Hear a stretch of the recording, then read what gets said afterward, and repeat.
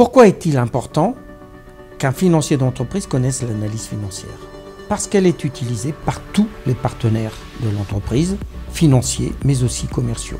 Les banques, qui veulent comprendre si l'entreprise pourra rembourser ses emprunts, les actionnaires, qui investissent avec une attente de rendement, les clients, qui veulent des partenaires pérennes et solides, les fournisseurs, qui accordent des délais de paiement à l'entreprise et qui veulent s'assurer qu'ils vont être payés, les assureurs crédits, enfin, qui assurent les fournisseurs. Le directeur financier et son équipe doivent être en mesure de répondre aux attentes de tous ces interlocuteurs.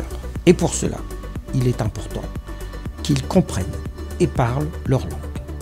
Cependant, les financiers d'entreprise sont davantage habitués à parler le langage de la performance de gestion, mais pas forcément celui de l'analyse financière.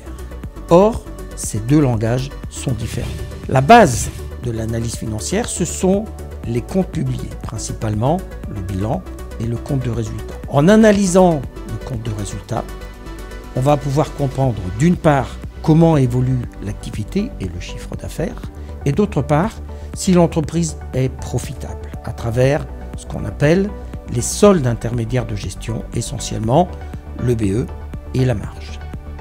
L'analyse du bilan va permettre de comprendre quelle est la structure financière, quelle est la solidité financière de l'entreprise. Le tableau de flux de trésorerie permettra de vérifier que l'activité génère suffisamment de trésorerie pour investir, pour rembourser ses emprunts et aussi pour verser des dividendes.